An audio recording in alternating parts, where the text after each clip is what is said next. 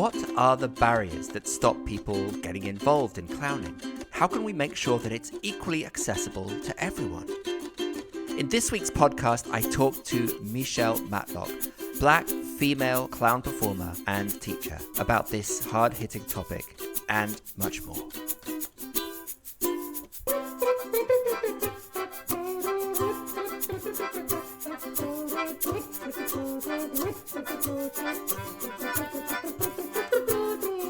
Welcome to the Clown Spirit Podcast. And here's your clowntastic host, Mr. Barnaby King. Welcome, and thanks for joining me.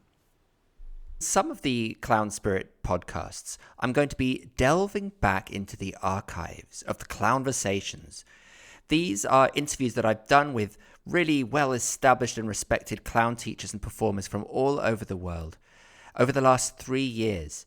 They're still archived right there on YouTube, but there are over 100 there to choose from, and each of them is over an hour long. So what I thought might be helpful is for me to bring you some of my favorites, the ones that really resonated with me, and to edit them down to the most important moments with a little bit of commentary and explanation from me on the side. So here goes.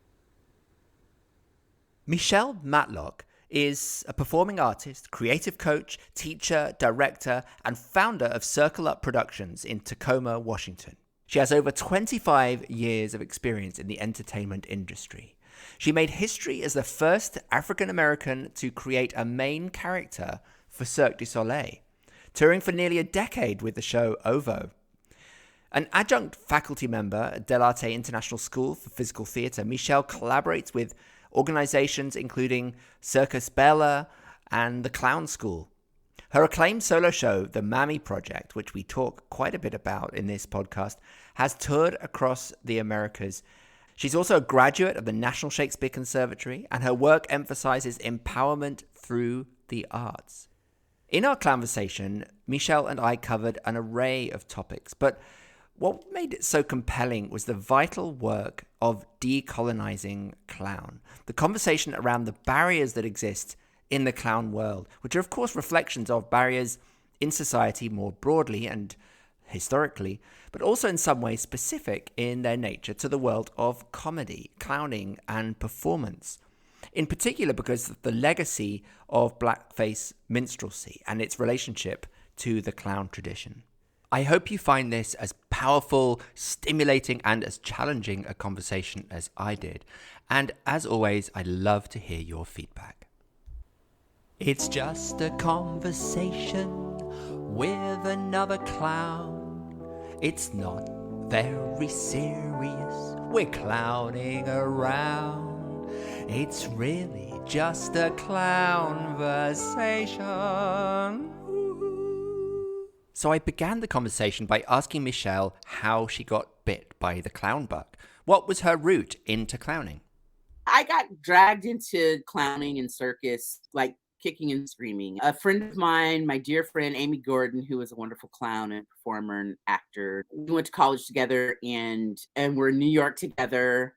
And she insisted that we were clowns. I didn't understand why she was saying that to us. But she wanted to create a small show, silent show, called A Tale of Two Sillies, which would be about us in our tiny apartment in New York City. And this is 22 years ago or whatever. So we decided to do that. And I loved Amy Gordon so much. And she was so smart. And she had a bright idea. Let's go. Okay, let's create this ridiculous, silent, physical show and do these clowny, circusy things. So we headed out to Washington Square Park because we couldn't afford rehearsal space at the time in New York. And we were practicing this show and practicing juggling and doing all these crazy, silly things in the middle of the park. And another clown, an ex-Ringling clown named Bryn Swanson, discovered us and saw that we were doing silly stuff and asked us if we were interested in being in this clown program. They were developing this clown program for Royal Caribbean Cruise Lines, and they needed more women. And I guess what we were doing in the park made her go, let me just invite these women to go on this adventure. So long story short, we hired to help them develop this clown program.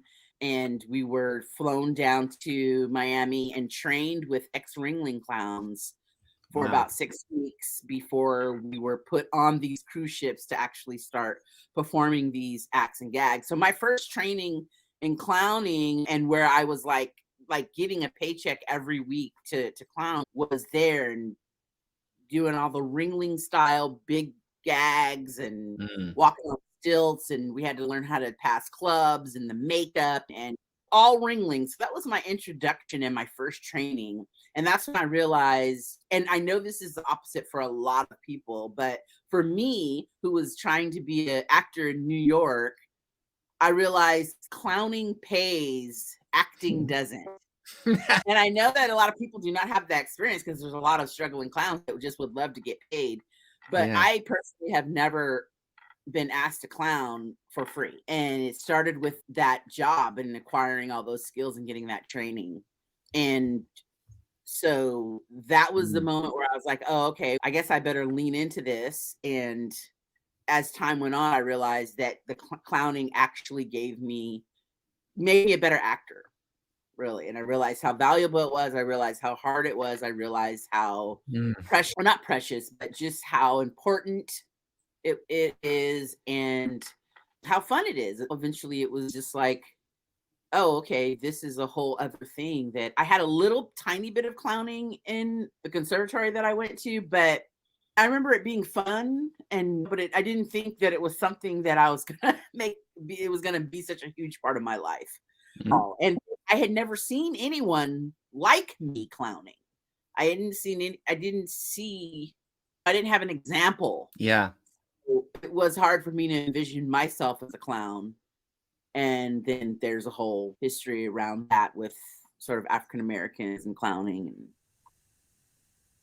This comment of Michelle's about never seeing anyone like her clowning really struck me. Now, of course, we know that there are many amazing clowns who are women of color. One example that comes to mind is Denise Payne, who I interviewed on Clownversations a while ago. But perhaps people like Denise are something of an exception. And certainly the perception around in the public and the mainstream media is of clowning as something predominantly done by white men. And that perception, I guess, is understandable. In Cirque de Soleil, for example, it was 25 years from their founding in 1984 before they even cast an African American in a main role. So I asked Michelle to elaborate on why historically clowning might have been seen as off limits, particularly to people of color. I can only speak for kind of the African American experience, and it might resonate for a global situation. But I know just our history here in the United States with, I think, African Americans in entertainment, stemming from, I think, minstrelsy and minstrel shows, where the portrayal of African Americans as fools was not as fools or as being the clown. It was so poorly done. And also just the stereotype in this way. And it's complicated, but I've had this conversation a lot. It's a deep conversation, but I think ultimately our beginnings of entertainment and live entertainment here in the United States, our history, and being African American, it's like you only have a few choices of how you can be portrayed. And then because of our twisted history and our twisted socioeconomic way, that entertainment would get translated into African Americans' everyday lives, right? And then that would be put on African Americans who are just like trying to work or whatever. Yeah. So anyway, to narrow it down to clowning, I don't think that like African American moms and dads don't want their kids to be fools because of that connotation, and not like it's probably any parent probably doesn't want their kid, but it goes so much deeper for clowning. And then I talk mostly about minstrelsy because that's where we see it in history. And I'm just beginning to realize that, like, so, and really dig deep. If you took away the blackface, these men, mostly men of color, were clowns, and they were quite brilliant clowns. Yeah. Unfortunately, because of that, of the minstrelsy and the blackface, they're lost, and that the fact that they existed is lost and not celebrated because it's such a twisted way of having to perform. And so that's just scratching the surface of it, and it's a conversation that I've began to have a lot lately, which is great, and a conversation that I've been able to have with other people of color and Black people, which is great because clowning is, in my experience, is mostly white cis white males in the room. Like, it's a very white male dominated profession. Yeah. And coming from that point of view also, and we don't like there's not a lot of other cultures and the way that they clown that gets put out there or gets studied or get it into the mix. But just last year, or 2020 or 2021, when I was asked to do a BIPOC exclusive clown workshop, it blew my mind to see these younger folks that were looking to be clowns and to learn how to clown. It blew my mind how they were reacting to me, and having known me or seen me online or looked me up or whatever, how powerful it was for them to see someone that done it, someone of color and a woman that has done it in a sort of, in their eyes, as successfully. It really humbled me, and it really made me remember my early beginnings, because I glossed over a lot of stuff just to work and to try to have fun and try to live my life as a performer. So I think I just stuffed a lot of stuff, and there was no one to talk to about it, or it didn't matter to anyone except for me. But it's wonderful now to be having these conversations. And I think the pandemic, that's because of the pandemic, like a lot of these conversations. Yeah. And not only the pandemic, I would say the summer of 2020, where we had George Floyd get killed, really, I owe it to that, to him. I wanted to stop the recording just there because I talked over those last few words of Michelle's. What she actually said was, I owe that to him. And I just thought that was really significant, that she felt a lot of the fact that she's having these conversations now is due to George Floyd's death. She feels that's a positive thing she owes to him. I asked Michelle next about the Mammy Project, which recently got funding from the National Endowment for the Arts to tour nationally. It's a fascinating project in which she weaves the story of her personal experience in the performance industry with the life story of Nancy Green, the first African-American woman hired to play the part of Aunt Jemima, and also weaving in an exploration of the icon and stereotype of the Mammy and its enduring impact on contemporary American culture. Michelle's intention with the Mammy Project was, and this is to quote her website, to reimagine and dissect the cultural origins from which this stereotype emerged, namely slavery, minstrelsy, and advertising. So I asked Michelle when and where she initially got the idea to do the Mammy Project. After being on the ship for a year, I started developing, actually while I was on cruise ships, I started that first year I was on cruise ships, I started writing the Mammy Project. What was it that sort of prompted that? Was there a specific thing that made you want to go and explore that material? I'm not sure why it initially came up, whether it was a feeling, a history, a weight that I felt in my body around this subject matter. But the thing that kicked my butt right into saying I've got to do this is, in New York, I was called to audition for an Aunt Jemima pancake mix commercial. At that point, I was like, this is insane. I didn't even know they still had commercials. And I was just like, how can something that's so offensive be so thriving for Black people, and for white people, it's like this wonderful feeling and could be a representation for a beloved thing. I didn't understand that. I didn't understand why white people don't know that, and why they would call me for an Aunt Jemima pancake mix commercial. I just didn't get it. So I was like, I got to write this show. Did you go to that audition? I did. I went to that audition. It was very weird. I read the sides or did whatever they wanted me to do. But I just remember the woman looking at me like, It's not what we're looking for. It was weird. But I workshopped that show through a class for one of my mentors who actually specializes in helping artists develop one-person shows. And then I would take bits and pieces of it around all over downtown New York. And then I connected and hooked up with the Bindlestiff Family Circus, and they got their space on 42nd Street. And they asked me if I would do my show on the stage every Monday night. I told them I have 15 minutes, and they're like, that's what you do is 15 minutes. Yeah, that's how it all started. And what that allowed me to do was work stuff in front of a live audience. I had 15 minutes, and then by the end of that total run, I had over an hour-long show. And a lot of incredible stuff happened during that time that propelled that show to another level. I think what I find most interesting about Michelle's work is that it really represents that intersection of clowning and the political. The very next question that I asked her, in fact, was relating to that. But before we hear Michelle's answer, I think this might be a good moment for me to talk about a topic that I am really passionate about, Clown Spirit Village. Last week in the very first podcast episode, I discussed a manifesto of 3 points, ways that we can bring clowning into that transformative space in the world. The first point was to ground ourselves in community. That's connecting with other clowns. The second point was to invest in a personal practice, to develop and grow as a clown through training and practice. And the third one was to commit to global healing. But by that, what I really mean is to take the work out of the studio, out of our sort of private lives and into the public sphere in different ways that impact and transform others.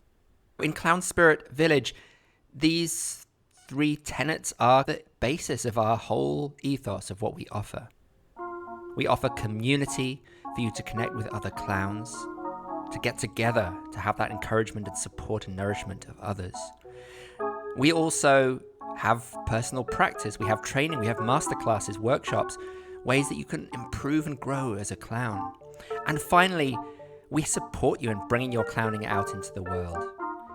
Many ways, including the coaching sessions, the fellowship, and more. I'm really aiming to create something here with Clown Spirit Village that is practical help that makes a difference in the world and for you in your clowning. So I hope you'll check it out, Clown Spirit Village, at go.clown-spirit.com. Thank you so much for listening. And now let's get back to the interview with Michelle.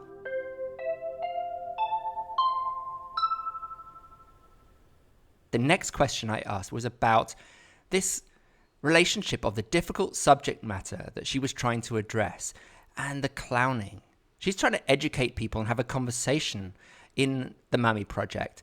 I was curious about where the clowning was in that show and how the clowning specifically was helping or complementing the conversation that she wanted to have around those important themes. That's part of my thing with that show, is that I wanted it to be inviting and funny. I just didn't want it to be this deep, dark historical stories, because all of that stereotype myth, that icon, comes out of minstrelsy. And I dug deep into minstrelsy, which is when I realized, oh my God, it's clowning. It's just a twisted, warped American way of doing it. That icon, Aunt Jemima, it used to actually be a minstrel character in clown shows, where a big white man, usually a heavier set white man, blackface with a bandana, then that's connected to slavery. So I do a whole clown part of the show where I'm mixing pancakes and I'm Aunt Jemima and all this stuff. And that's a pure clowning, all clowning. And then because I've come off of cruise ships and this intense training and this like performance every day. That's what I was talking about. It made me a better actor. It gave me an awareness, way to communicate not only my story, but this historical story in a way that I don't think I could have done had I not had the experience in clowning. I found this very fascinating. There were, I think, 3 levels or ways in which Michelle was using clowning in the work with the Mammy Project. The first that she just mentioned at the end there is that clowning, the training made her just a better performer, a better actor. And that was feeding into the show at all levels. The second was that she wanted the show to be funny, entertaining, and enjoyable for people to watch. The clowning, the comedy aspect of clowning enabled that lightness on a very difficult, dark topic. And the third level, which is perhaps the most fascinating, is that in a way with this show, she's kind of recuperating clowning for the African American body and audience because it's been so contentious and disconnected through the violence of blackface minstrelsy, that kind of rupture in the clown tradition. She is employing clowning in a very deliberate way in this show to reclaim that place of clowning in her own tradition. That's what I was reading from what Michelle said, those three levels. So then I went on to ask her about Cirque du Soleil and the fact that, as she says in her website, she was the first African-American to create a lead role in a Cirque show. I asked her what it was like for her to have that kind of experience in a massive organization. How was the character a vehicle for her to express her own experience and ideas?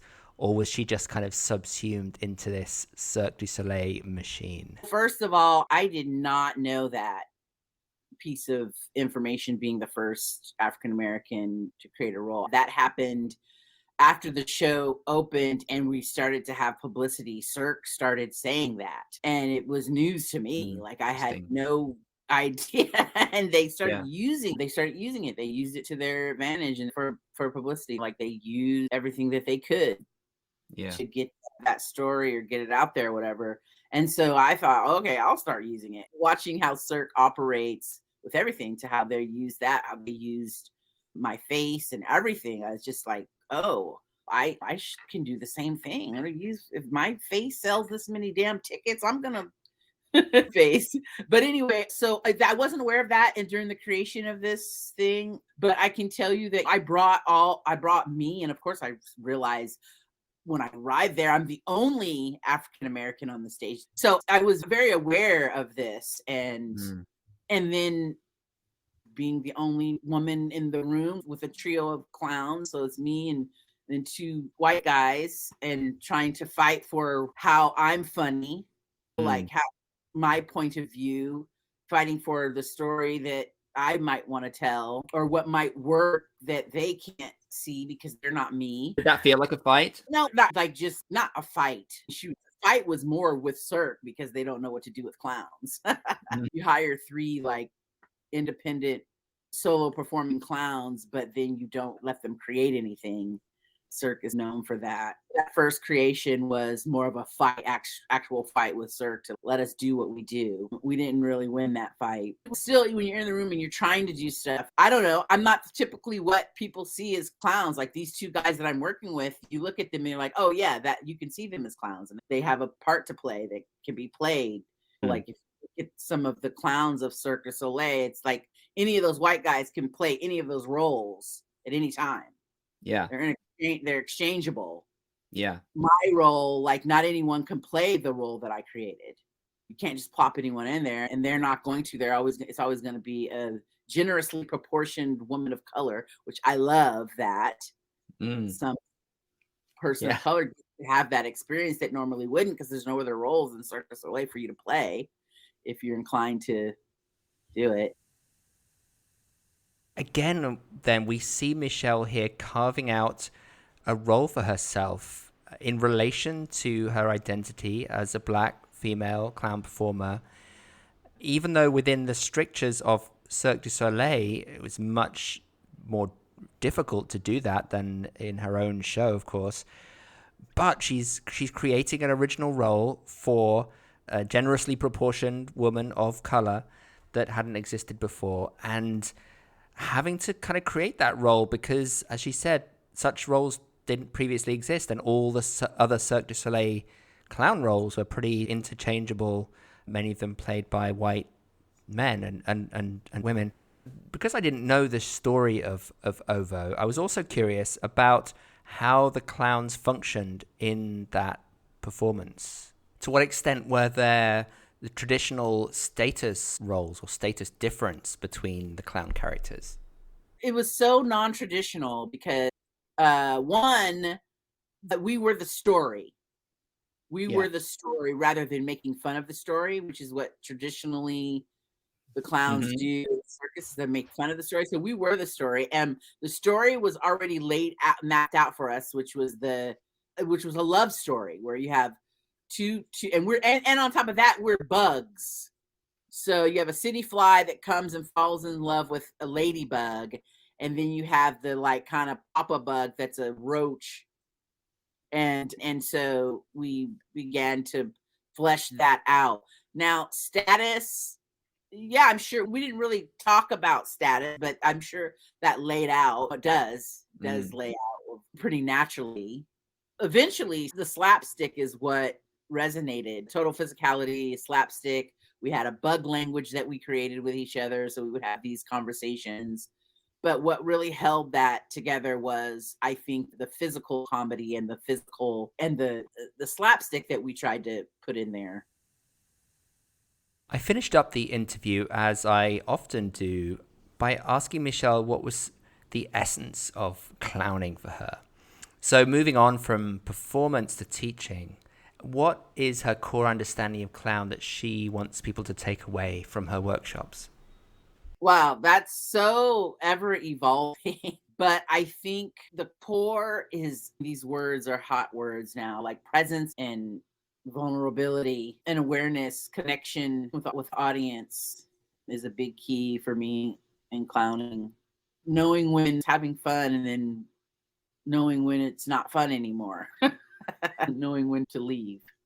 Interesting. Yeah, and I'm changing. I'm learning a lot. I'm taking workshops with myself now, and which I haven't done in a long time. And also just like thinking about decolonizing clown. What are these things that we say and we do that aren't inviting and aren't, I don't want to be put in the position of, oh, I'm just like, been doing this art for so long and I'm teaching you something. And really, what are you bringing?